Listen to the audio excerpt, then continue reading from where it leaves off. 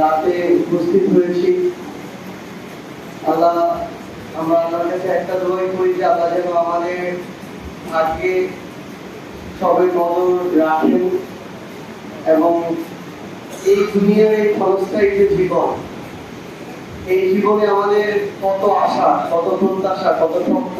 আমরা চিন্তা করি 1 বছর পরে এটা করবো, 9 বছর পরে ওটা করবো, কিন্তু এই নিশ্চয়তা কিন্তু আমরা কোনোদিনও দিতে পারবো না যে এখান থেকে আমরা জীবিত হিসেবে আমাদের ঘরে ফিরে যেতে পারবো।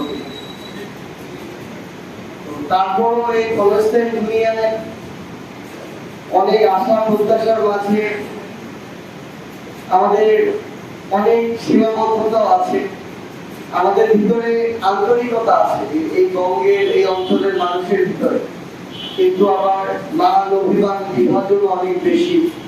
ছোট ছোট বিষয় নিয়ে আমরা দেখি যে ভাইয়ের সাথে ভাইয়ের কথা হয় না, সন্তানের সাথে পিতা মাতার কথা হয় না, কিংবা পরিবারের মানুষদের ভিতরে মুখ দেখা দেখি পর্যন্ত হয় না, এমন দেখা যায়। তো দুনিয়ার এই প্রাপ্তি অপ্রাপ্তি এগুলো কিন্তু খুবই ক্ষুদ্র, ক্ষণস্থায়ী এবং সাময়িক। দিন শেষে এই দুনিয়াটা আখিরাতের একটা পরীক্ষা ক্ষেত্র, এবং আমরা যেন আমাদের এই যে এখানে আমরা আমাদের গুনাহ মাপের আশা এবং ভালো একটা সুন্দর ভবিষ্যতের আশা, আল্লাহর কাছে ক্ষমা চাওয়ার জন্য আমরা এখানে দাঁড়িয়েছি, বসেছি, কিন্তু দিন শেষে যদি আমাদের এই কাজগুলো আমাদের ঘর থেকে না শুরু হয় তাহলে এই চেষ্টাগুলো কিন্তু বৃথা।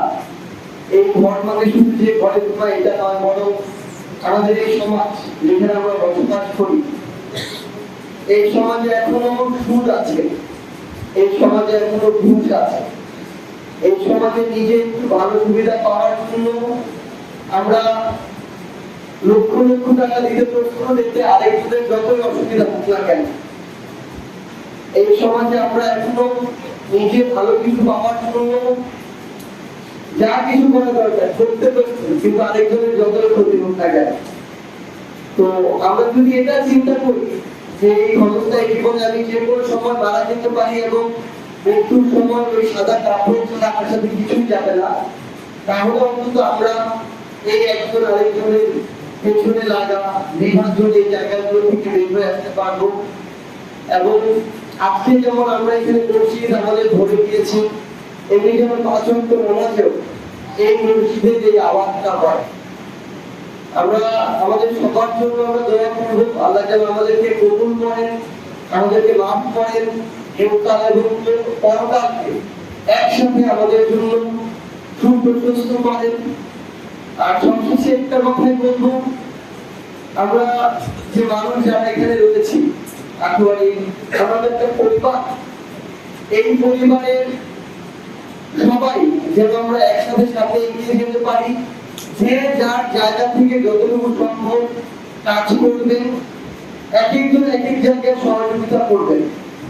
সেক্ষেত্রে কেউ যদি সামনে এগিয়ে যায়, আমরা যেন সকলে মিলে তাকে সহযোগিতা করার চেষ্টা করি। যদি সেটা না পারি, আমরা যেন তাদের বাধা হয়ে না দাঁড়াই। কারণ দিন শেষে আপনার এই পুরো আটোয়ারি যদি ভালো কিছু হয়, সবার জন্য ভালো হবে। এই আটোয়ারির পরিবেশ যদি মাদকে ছেড়ে যায়, প্রত্যেকের সন্তান এই একটা সম্ভাবনার মধ্যে দিয়ে যাবে যে সন্তানটা মাদকাসক্ত হয়ে যাচ্ছে কিনা।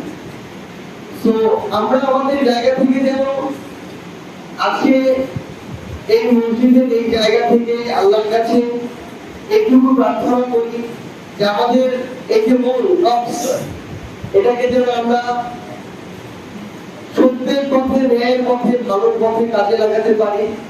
এবং দিন শেষে একটা জিনিস যেন সবসময় মাথায় রাখি, দুনিয়ার এই অবস্থায় জীবনে আমার কোনো কিছুই না।